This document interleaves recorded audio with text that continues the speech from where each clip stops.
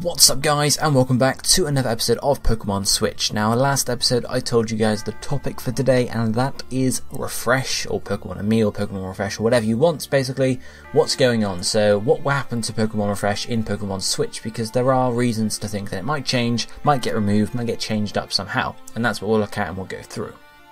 So first up, for anyone that doesn't know, we're just going to do a quick refresher of Refresh. Makes sense. So what do you do in Pokemon Refresh? Well, it came from Pokemon Me and X and Y and Generation 6 in general. It just got updated in Generation 7, so you can pet your Pokemon, you can stroke them, you can feed them like Pokebeans or whatever they're called, which basically builds up their affection for you, which just gives you effects in battle, makes the game a bit easier.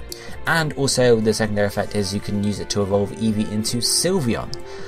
So back in X and Y I had some mini games as well, which I quite liked, but they were all removed in Generation 7 in favour of adding like caring after battle, so you can brush them if they get dirty, you can clean them if they get wet, you can cure them of poison, paralysis, stuff like that. So that's what it is. So why might it be changing when we move on to the Switch? Well, the main thing is the gameplay of Pokemon Refresh is heavily focused around the stylus and the touchscreen of the 3DS. Now, of course, some of you might be thinking initially straight away, well, the Switch has got a touchscreen, so why the hell would you not just carry it across? There are quite a few reasons.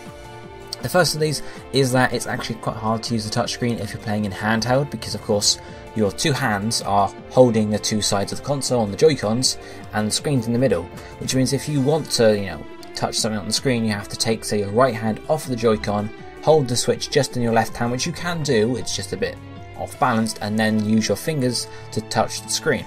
And of course that finger motion can also unbalance the Switch in your hand, so you do have to be careful. So the other option is just balancing the Switch on, like, your lap when you're using it for the touchscreen. So generally it's quite hard doing that. Of course, there are a few different configurations for playing the Switch in, the other one being tabletop mode or docked mode. And of course, if you think about it, well, when the Switch is docked, you can't use the touchscreen at all because it's in the dock. So that's why most games currently don't really have any touchscreen support, if that. A few games do. They'll offer you, the ability to touch buttons on the screen if you are playing in handheld, but of course, otherwise you can still navigate the menus using the controls and the A button. So those are your main challenges, and the other thing to think about as well is that the touchscreen is actually different to the 3DS. So originally the 3DS had a resistive touchscreen, whereas the Switch has a capacitive touchscreen. And the main difference really of that, obviously, is just how the touchscreen is built, but the main difference is that, of course, in the 3DS you can use a stylus, whereas with the Switch, if you grab your 3DS stylus and try to use it on the Switch's touchscreen, it will not work at all. You basically have to use fingers or a special stylus for the Switch's touchscreen.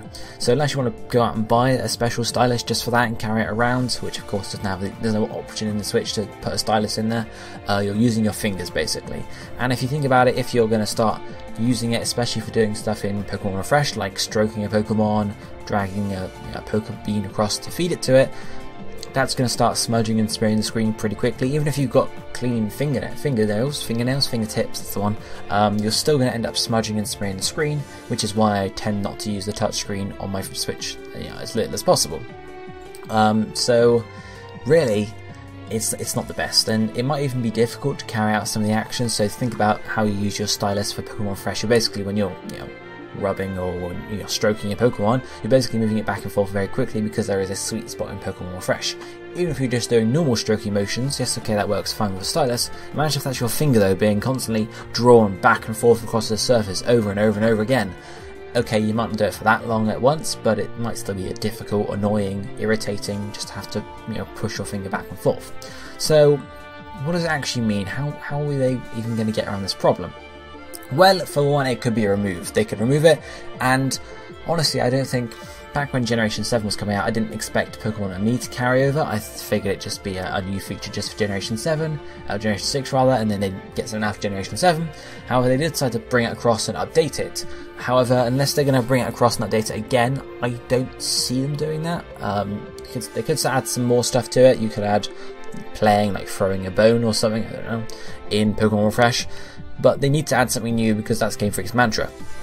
Otherwise, they might just remove it. Now, of course, the main sort of stuff for Refresh is contained in Refresh. Okay, you can get extra effects in battle. However, they, for one, make the game quite easy, which some people avoid anyway. but it can be good for kids, I suppose. But the only other thing really is obviously the affection can be used to evolve Eevee into Sylveon.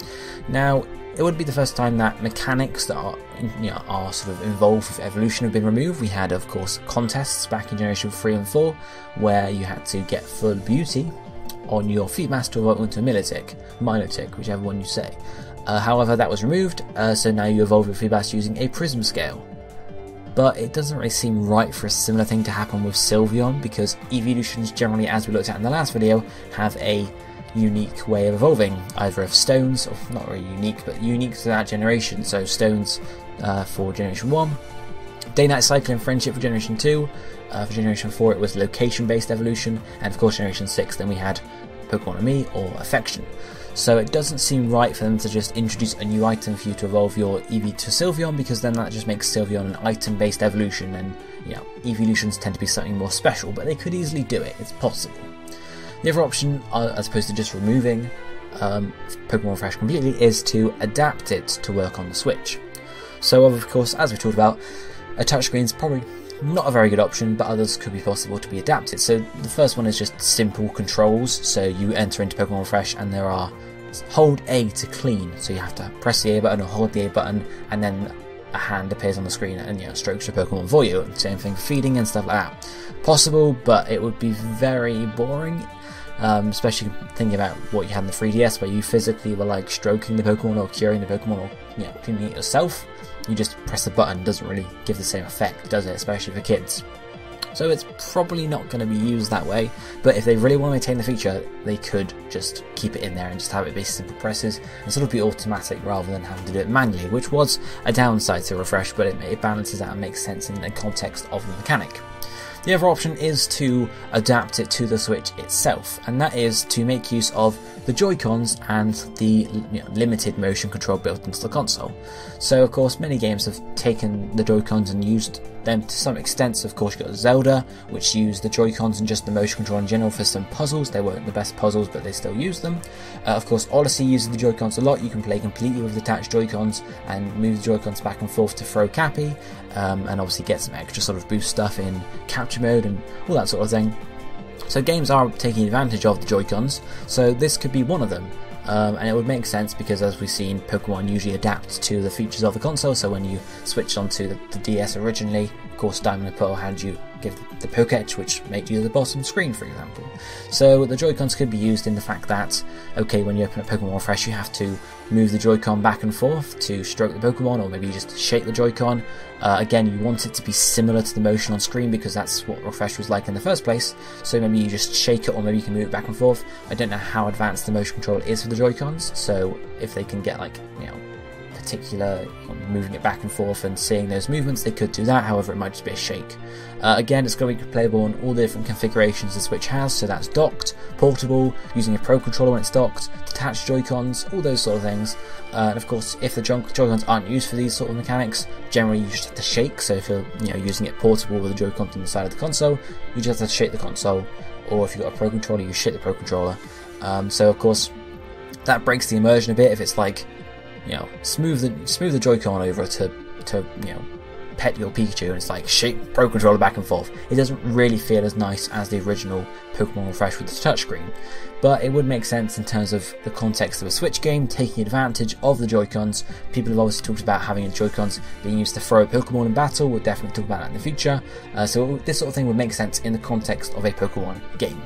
But those are just my thoughts, guys. Of course, do let me know down below in the comment section what you think about Pokemon Refresh. Is it going to return in Generation 8 on the Switch, or do you think it's a mechanic they're going to sort of let go because they can't adapt it and give us a new mechanic and just throw off Eevee's evolution into Sylveon into a different method, or even the new method? They could adapt it some other way. Do let me know down below in the comment section. But of course, we have next episode's topic, and that is going to be a special one because, believe it or not, the next episode I upload will be my 2000th video. Now, I was wondering what to do. Do I do like a throwback and go over some more videos? But I wasn't really feeling that because I've done that before. I think 1,000 videos. Not much has happened since then, really. So I figured not, but I figured I'd do a special topic, and so a topic I've been wanting to cover for a while now on Pokemon Switch, and that topic is Multiverse. Yes, yes, the question of the company being, how does the Pokemon Multiverse work? We know there's a multiverse in Pokemon, there are various videos out there to watch about that. I have one, I think Game Theory has one, and we know there's one in there, but how does it work? Is it an infinite multiverse with an infinite possible amount of different universes where one of them you start the game, you pick Bulbasaur, one you pick Charmander, one picks Squirtle, and other games other universes rather, where you lose a battle and that's it, your journey ends. Are there universes like that, or is it a limited amount similar to Marvel and DC, where they have like, what, 52 universes and they manage it that way?